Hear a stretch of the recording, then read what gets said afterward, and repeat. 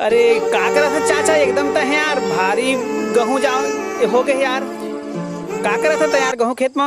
अरे गेहूं खेत में है यार, गजब के गेहूं, हरियर हरियर हमार छत्तीसगढ़ के गेहूं दिखत, एक नंबर झकास गेहूं ये पगला।